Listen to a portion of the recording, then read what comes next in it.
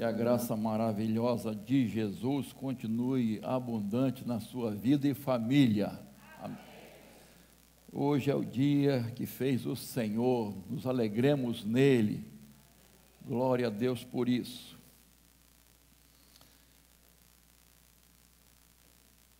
Abra sua Bíblia aí no livro de Jó. Nesse dia do pastor, eu quero falar de um grande homem de Deus. Começar, né? Porque vamos falar outros dias. E aproveitando também que na escola dominical, nós estamos estudando o livro de Jó. Então, é muito interessante esse livro que tem nos abençoado bastante. Primeiro capítulo: havia um homem na terra de Uz, cujo nome era Jó. Este homem era íntegro e reto, temia a Deus e se desviava do mal.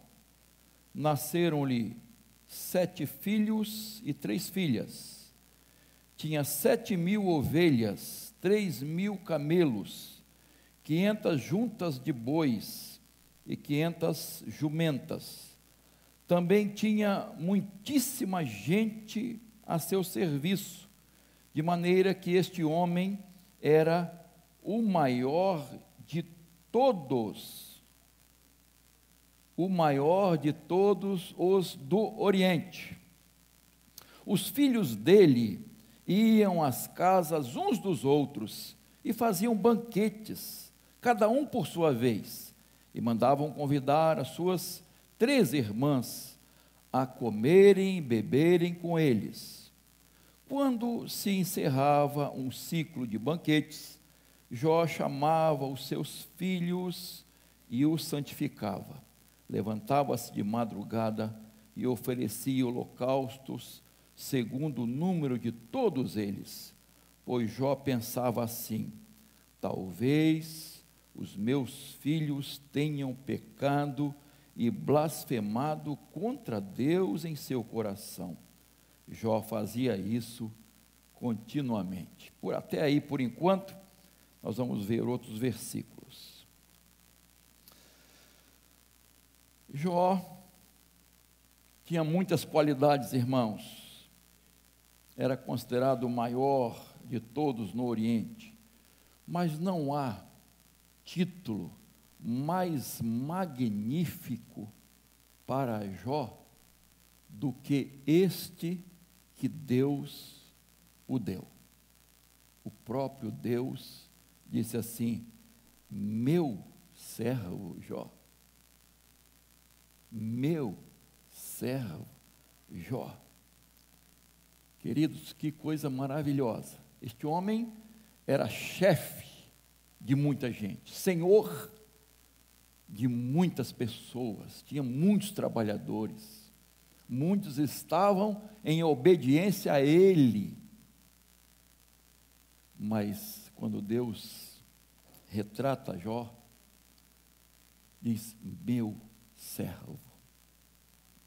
Tem título maior para nós, irmãos? Meu servo, minha serva. Que coisa maravilhosa, irmãos. O próprio Deus diz: homem íntegro, reto, e teme a Deus e se desvia do mal.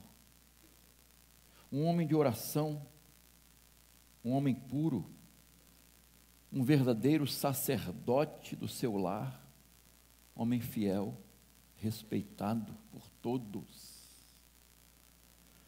Currículo notável, íntegro e reto, temente a Deus e se desvia do mal. Eu quero começar hoje falando nesta série sobre enganos fatais versus convicções vitais, dentro do livro de Jó. Se você vai observar que houve enganos de Satanás. Satanás cometeu vários enganos. Os amigos de Jó cometeram enganos. A esposa de Jó e o próprio Jó. Eita, vamos ver isso. Convicções vitais, ensinamentos preciosos que há no livro de Jó, princípios maravilhosos que se aplicam, claro, à vida cristã, nós vamos encontrar neste livro. Eu convido a você, eu incentivo a você, se não leu ainda o livro de Jó, leia, estude o livro de Jó. Você está na escola dominical?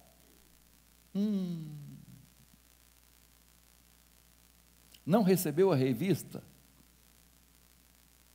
do livro de Jó? Irmão, minha irmã, que está perdendo. Como é importante estudarmos hoje os princípios que há no livro de Jó, ensinamentos maravilhosos. Tenho certeza que será uma bênção na sua vida. Então veja bem, imagina que vamos ter um teatro aqui hoje. Imagina que tenha cortinas aqui.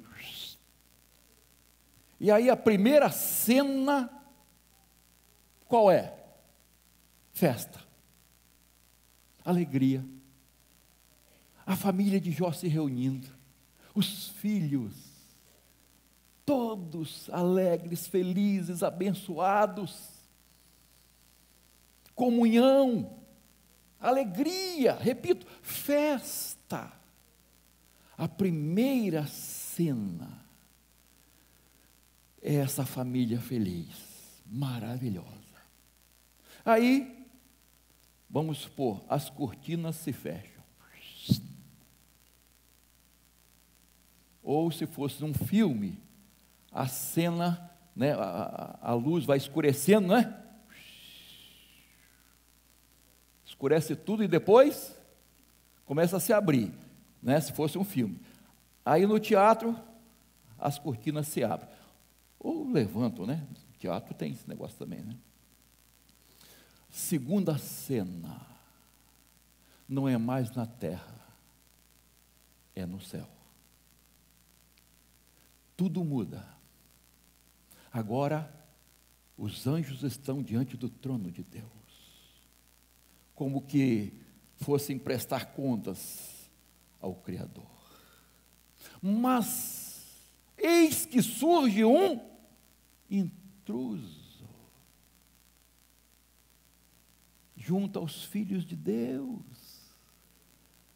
Satanás vem também. E a palavra aqui, irmãos, é adversário. A palavra é para aquele acusador. É essa palavra para Satanás. E o Senhor pergunta: de onde você vem? Ele responde: rodear a terra, não é? Passear por ela. E Deus então afirma assim: você reparou meu servo Jó? Deus sabia que ele já tinha reparado Jó. Não há ninguém como ele na terra. Eu gosto dessa expressão, irmãos. Não há ninguém como ele na terra. A mesma expressão quando Deus mandou Noé construir a arca. Toda a humanidade corrompida, mas tem um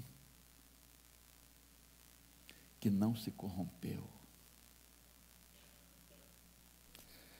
Olha só, não há ninguém como ele na terra. Ele é um homem íntegro e reto, teme a Deus, se desvia do mal. Preste atenção, meu irmão, minha irmã. Satanás estava focalizando Jó, porque ele era um homem de Deus. íntegro, reto, temente, santificado. Ele já estava há muito tempo observando Jó. Depois, mais à frente, no diálogo, Satanás fala assim: ele está cercado, ele tem um muro de proteção, ninguém pode tocar nele, nos seus bens, na sua família. Por que ele diz isso? Porque ele já tinha tentado. Claro. E aí, veja bem, irmãos, como o inimigo faz. Com quem ele está preocupado, irmãos?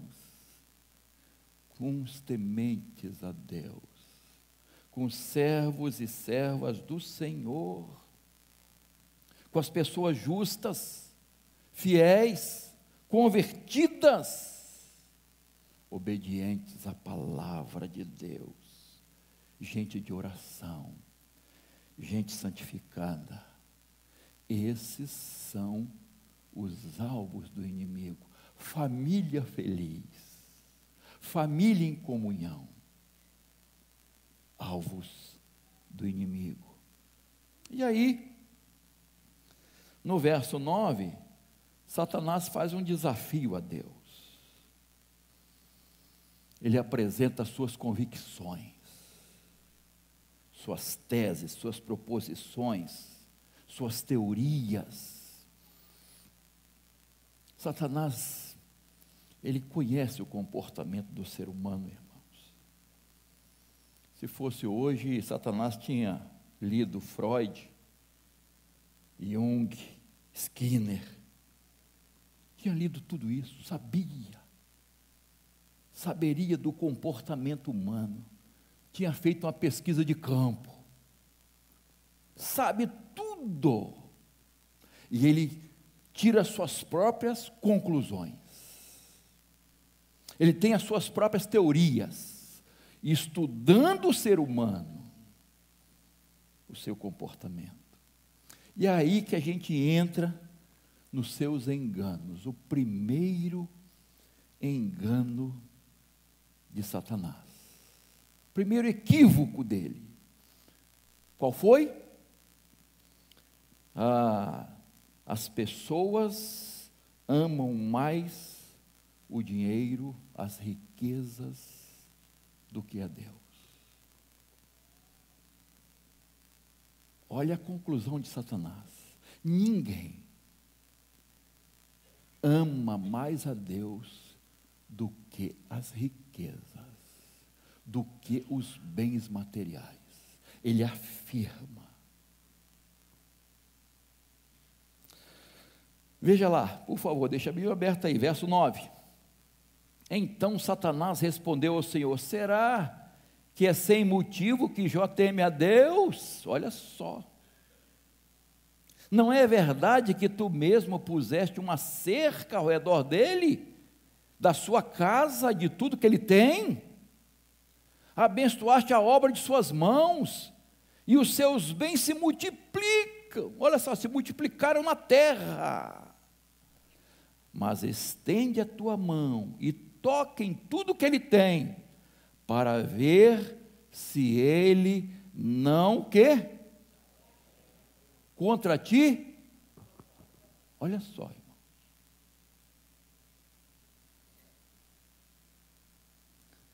Deus havia elogiado Jó, mostrando as suas qualidades, seu currículo maravilhoso.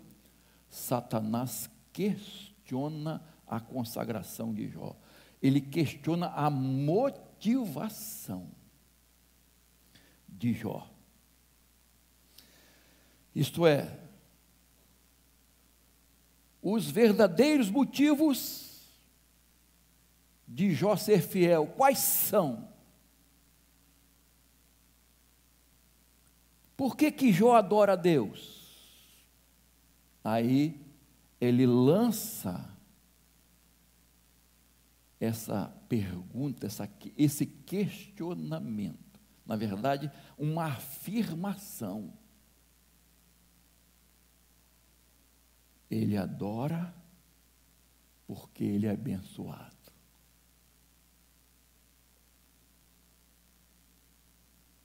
Ele adora porque é interesseiro. Ele quer receber as tuas bênçãos. O que ele mesmo valoriza são as benesses, são os bens, as coisas materiais. Então, ele é interesseiro. A sua religiosidade é para alcançar os favores divinos, para obter os bens materiais. O objetivo final dele, na verdade, é o dinheiro.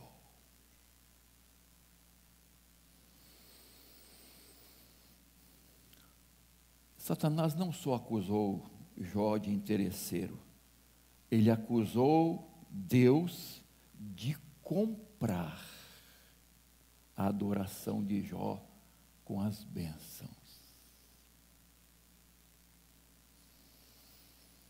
Queridos, nessa afirmação de Satanás, ele está insinuando que ninguém adora a Deus honestamente, sem nenhum interesse material. Ele está dizendo que a religião é um negócio, é uma barganha, é um jogo de interesse. Isto é, Deus abençoa você e você serve a Deus. Deus te ajuda a conquistar as coisas e você adora a Deus. Deus te dá prosperidade e você se dedica a Ele. Você o busca. Então, o centro de tudo não é Deus, é você mesmo. Essa afirmação do inimigo, irmãos, exatamente essa. Você já há muito tempo ouviu falar da teologia da prosperidade. As pessoas buscam a Deus por prosperidade financeira, material, e não pelo caráter santo de Deus. Essa origem dessa teologia da prosperidade é Satanás, é o demônio. Essa teologia vem de Satanás, que muitos ainda seguem. Muitos estão trocando Jesus pelo Deus do dinheiro, da riqueza, chamado o quê? De Mamon. O Deus, isto é, o ídolo do dinheiro, da riqueza. As pessoas buscam a Deus para adquirir riqueza, não estão preocupados com vida eterna, com a salvação eterna. Essas pessoas querem o tesouro da terra, não o tesouro dos céus.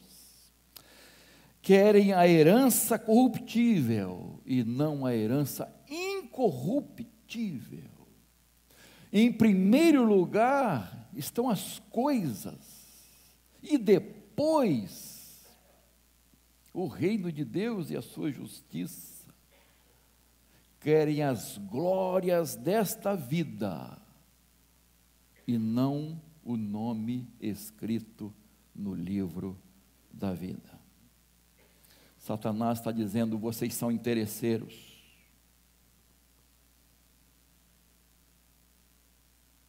Essa é a tese dele. E ele é insolente, né, irmãos? Nesse verso 11 aí, toca em tudo que ele tem, e ele blasfemará contra ti na tua face. Ele é insolente.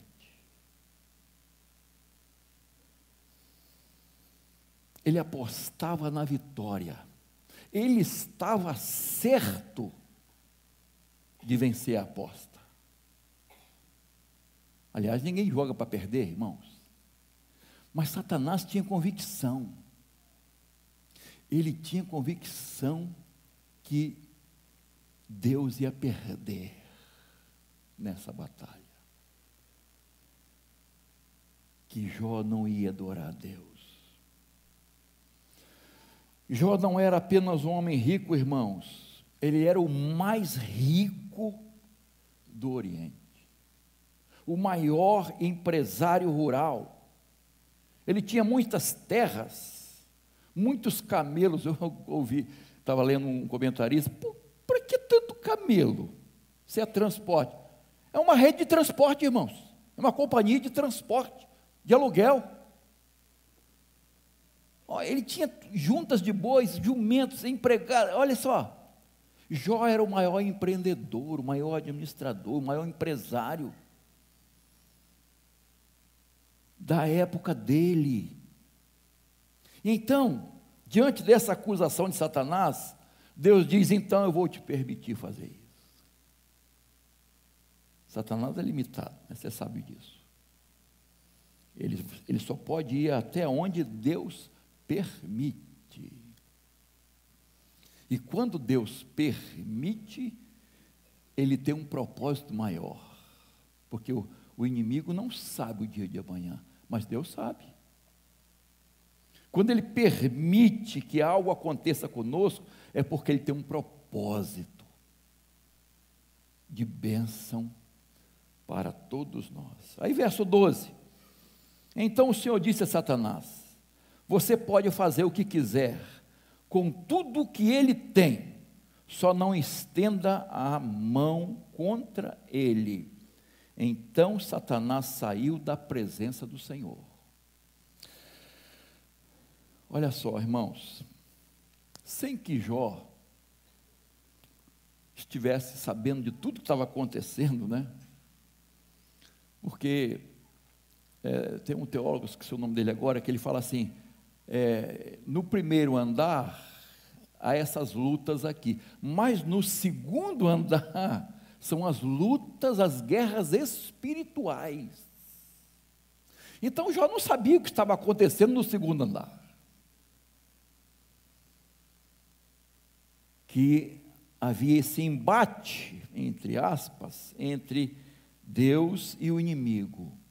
Então, sem que Jó soubesse, Deus constituiu Jó como seu advogado na terra.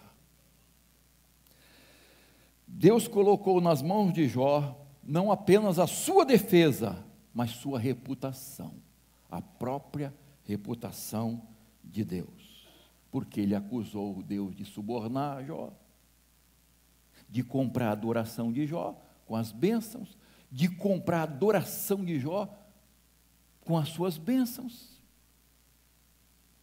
Será que essa tese de Satanás é verdadeira? Será que a maior devoção das pessoas é o dinheiro? São os bens materiais? Será que a fundamentação da vida das pessoas, o seu interesse maior está nas coisas materiais? No aqui e agora? No já? Essa questão, irmãos. Será que Jó só servia a Deus por causa das bênçãos de Deus e não por causa do próprio Deus?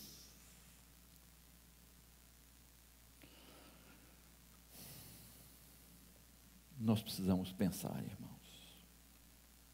Ele apostou nessa teoria e Deus apostou no contrário. E aí, queridos,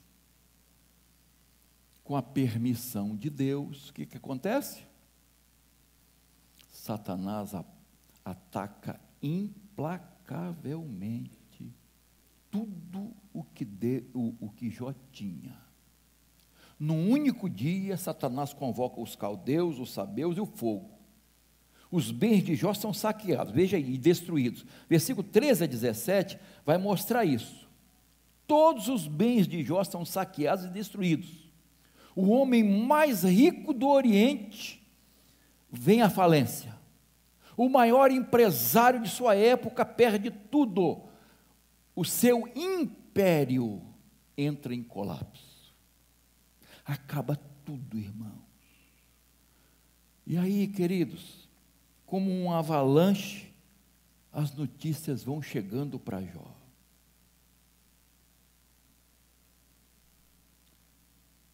Jó não teve tempo nem de respirar. E as notícias vão chegando, chegando, chegando. Ele está quebrado. Toda a sua fortuna não existe mais. Tudo saqueado, tudo queimado pelo fogo. Não sobrou nada, nada, nada, nada. Irmãos, a gente lendo, né, parece fácil. Muito fácil. A gente lê essa história toda, o final, né? Você fica tranquilo. Tudo bem.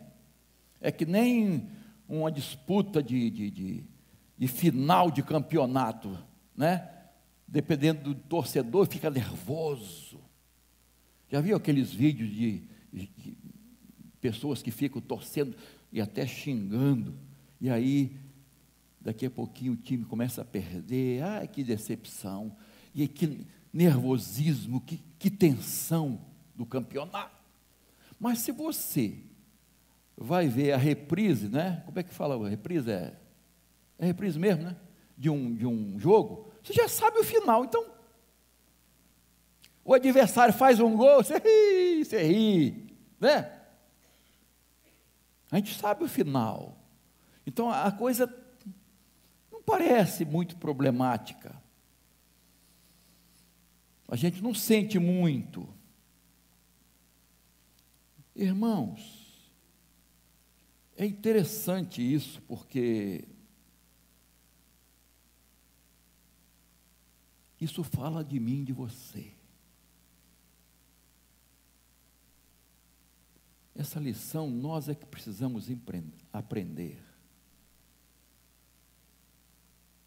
E Satanás estava naquela expectativa de Jó erguer os seus punhos contra Deus, pronunciar blasfêmias contra Deus, negar o próprio Deus, seu amor por Deus, onde sua vida estava fundamentada. Qual era o real sentido da sua vida? Essa é o questionamento. Sua fé, sua religião é uma barganha, é um negócio, é troca de favores. Então, a expectativa, o que Jó vai fazer?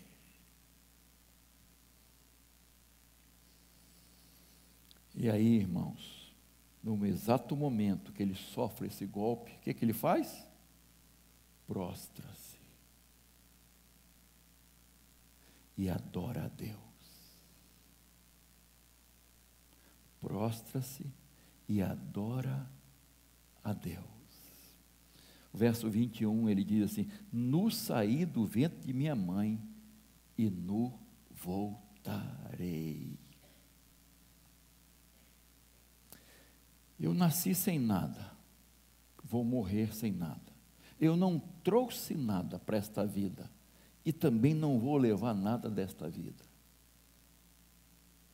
Irmãos, que convicção maravilhosa deste homem de Deus. Que convicção! A razão da sua vida não era o dinheiro e os bens materiais. O fundamento da sua vida não eram as coisas deste mundo. Ele diz: cheguei sem nada, eu vou sair sem nada.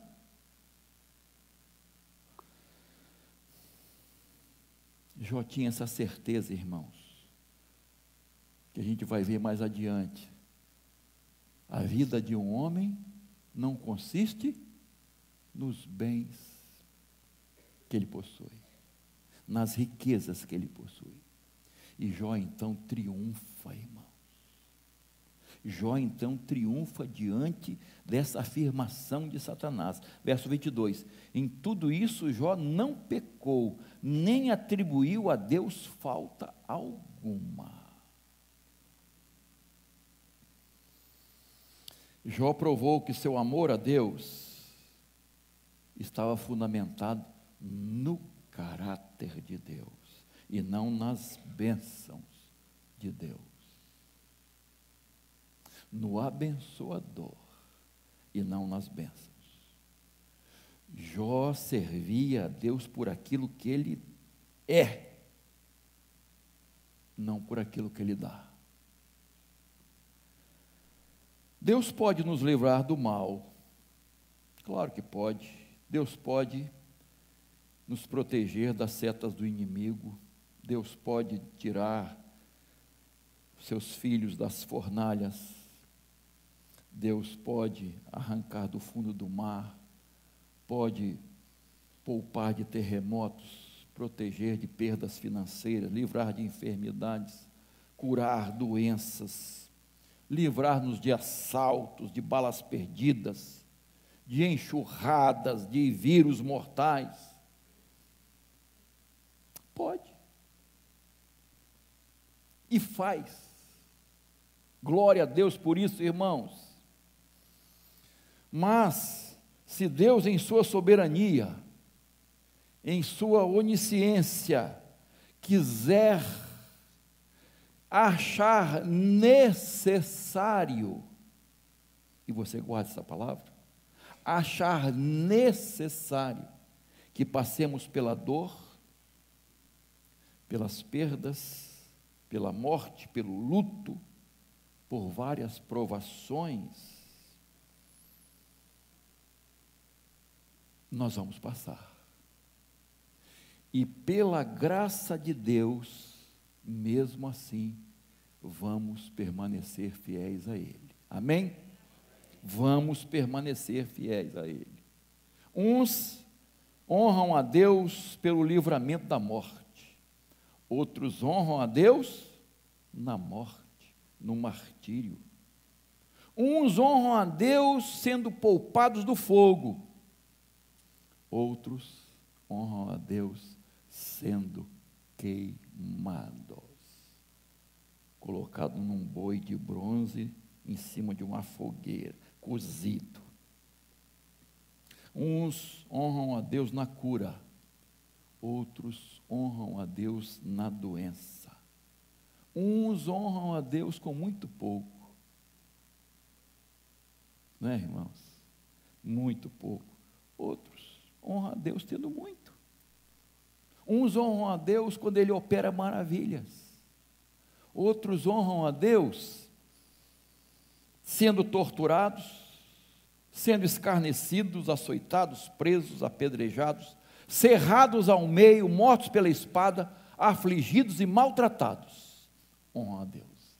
É isso que diz Hebreus capítulo 11, a parte final, que nós estudamos aqui na outra quarta-feira, sem ser a passada outra.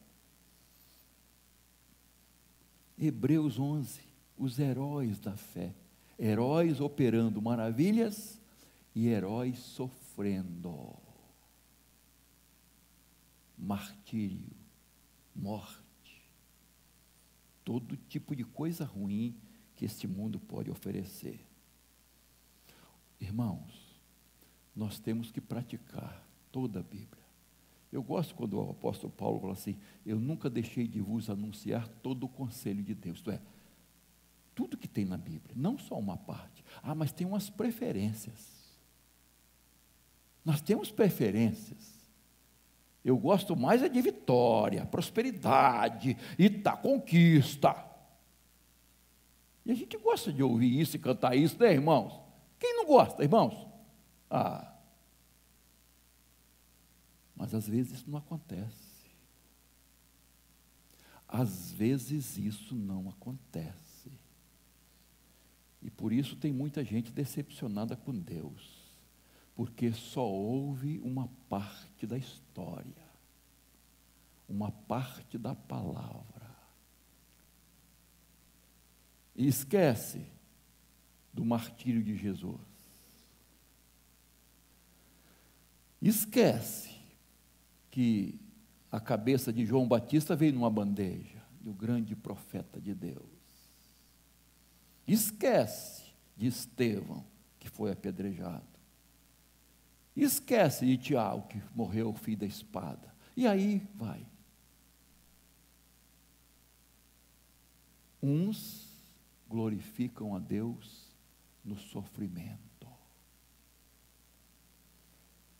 Um grupo de senhoras foi visitar uma senhorinha,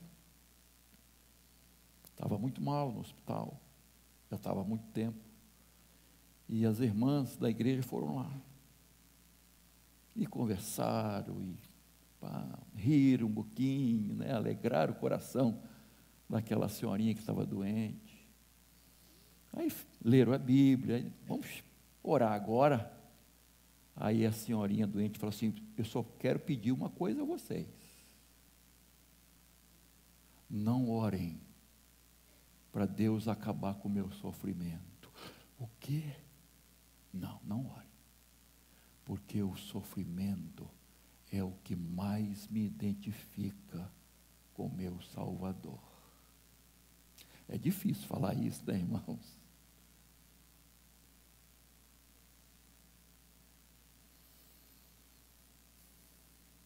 Vamos colocar uma coroa na nossa cabeça de glória, sendo que o nosso Senhor colocou na sua cabeça uma coroa de espinhos.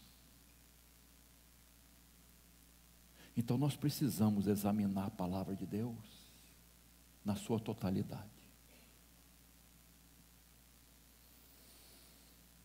Agora eu quero fazer uma pergunta a você, e essa eu já fiz a mim e continuo fazendo. Não responda não, só para você refletir.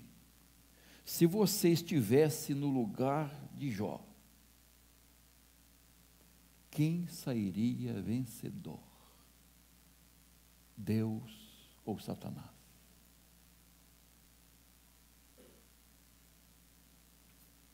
Se você perdesse tudo que tem,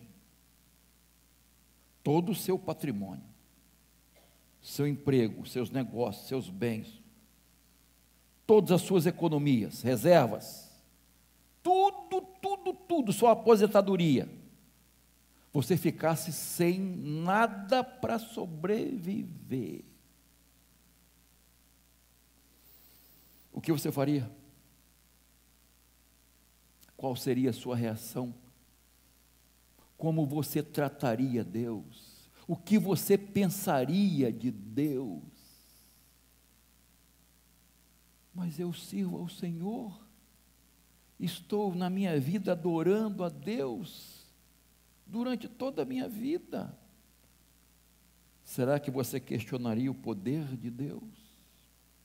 Será que você questionaria a justiça de Deus? Isso não é justo. Será que você questionaria o amor de Deus por você? A misericórdia de Deus por você? Por que será que isso está acontecendo comigo? Por que estou falido? Por quê?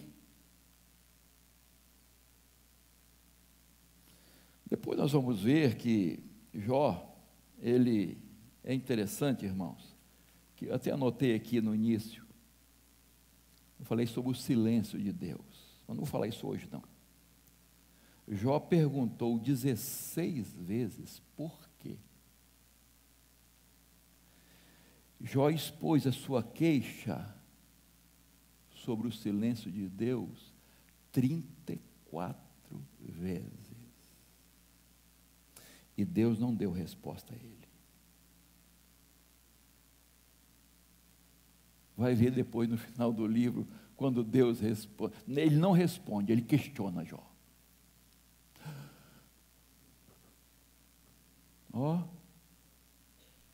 Preciso costurar minha boca.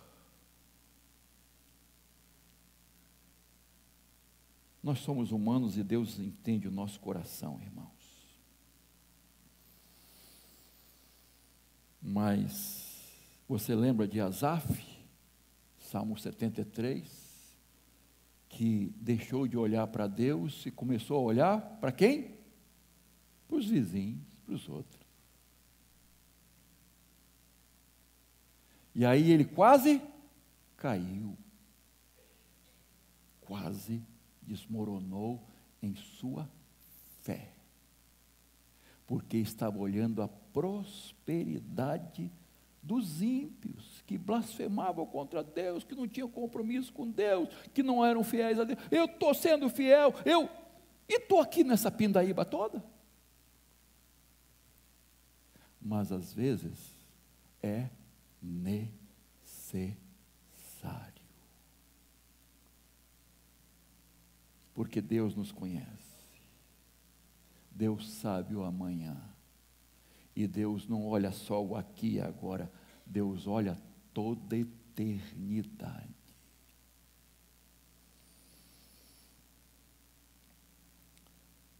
Infelizmente, irmãos, Satanás está certo, eu até temo em dizer isso, infelizmente Satanás está certo em relação a muitos cristãos.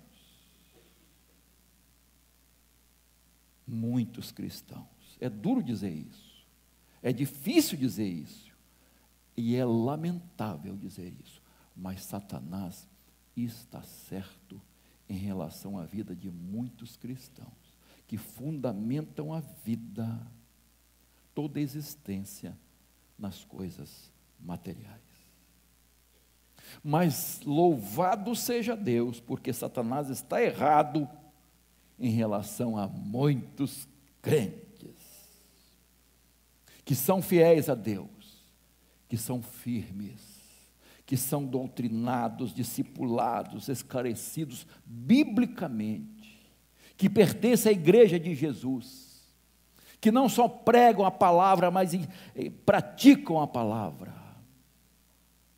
e têm prazer em obedecer o Senhor, e obedecer seus mandamentos, não só alguns, os fáceis, porque tem mandamento fácil, né, irmãos?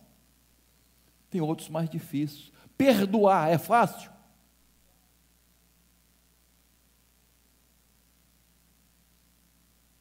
Amar o inimigo é fácil?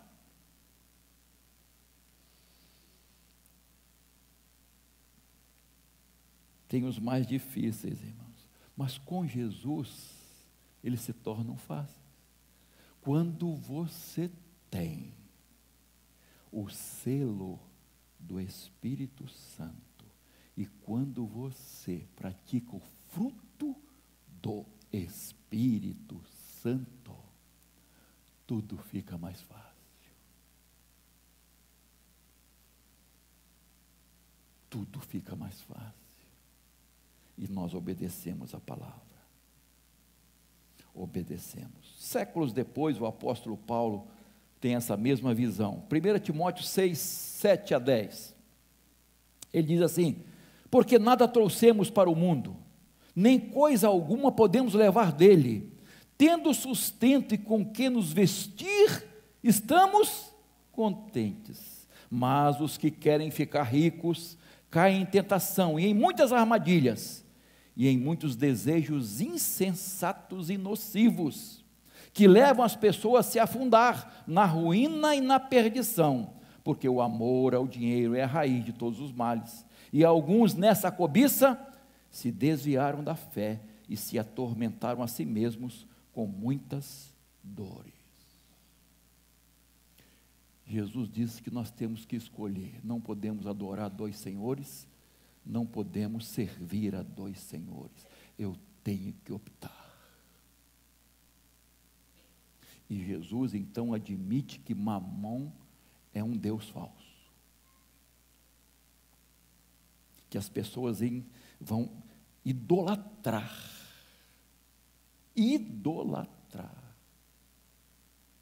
esse falso, não é Deus, mas é adorado como Deus, porque ele está em primeiro lugar na vida de muita gente. Só para o irmão saber, na Bíblia há mais ou menos 500 versículos que falam sobre oração. Na Bíblia há mais ou menos 600 versículos que falam sobre fé. E eu poderia falar muitas coisas aqui. Mas você sabe quantos versículos falam sobre dinheiro? 2.350 versículos. Por quê, irmãos? Por causa de nós, por causa de mim e de você. o perigo que nós estamos correndo e que a igreja corre de colocar na frente de Deus as coisas materiais. Olha as parábolas de Jesus, a maioria trata disso. Olha o Sermão do Monte. Quantos versículos tratam disso, irmãos? Porque nós estamos correndo perigo. Por que será, irmãos, que tantos crentes são infiéis na entrega de dízimos e ofertas? Por que será? Você sabe a resposta. Eu não preciso nem dizer. Você sabe a resposta. Em 2 Coríntios 8, 5, Paulo elogia os macedônios, a generosidade deles, o desprendimento e a fidelidade deles. E Paulo explica a razão. Ele diz assim: porque primeiramente deram-se a si mesmo ao Senhor. Porque primeiramente deram-se ao Senhor. Ah, irmãos, minha vida pertence a Deus, meus bens pertencem a Deus, obedeço a palavra de Deus, tenho fé no supridor. A gente gosta de cantar, né? Não sou meu, por Cristo salvo, que por mim morreu na cruz. Eu confesso alegremente que pertenço. É verdade? Tudo que você é e tem é do Senhor. Eu devo olhar para dentro de mim, irmãos. Qual a razão da minha vida? Qual o propósito da minha vida? Por que eu estou aqui? Estou vivendo para a glória de Deus?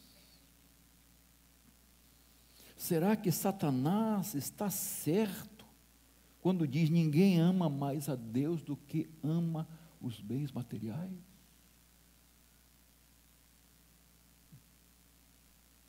Ele errou.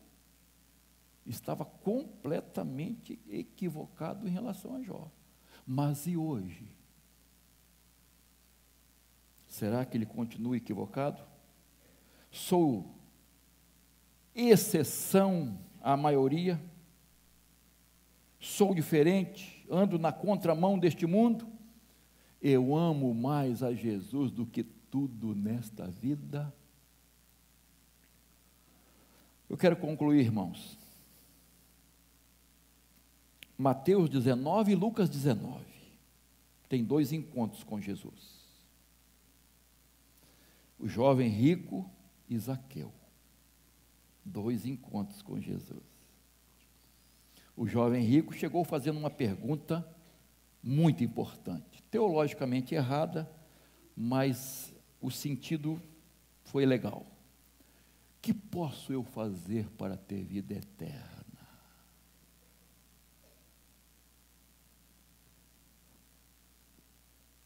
Preocupado com a vida eterna. Que posso fazer? Quer dizer, teologicamente errada, né? Que a gente não pode fazer nada, né? Porque Jesus já fez tudo.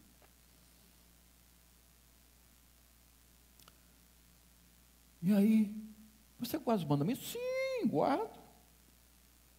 Que isso aí, como diz, mamão com mel para mim. Tranquilo. Achava que estava abafando, queridos. Você quer ter um tesouro no céu? Faz o quê? Vende o que você tem e dá aos pobres.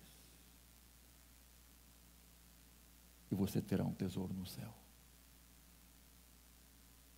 Ele fez isso, irmãos? Deu as costas a Jesus. E foi embora triste. Sabe por quê?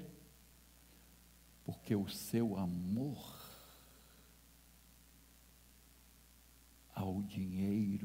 os bens materiais estava acima de tudo e de todos.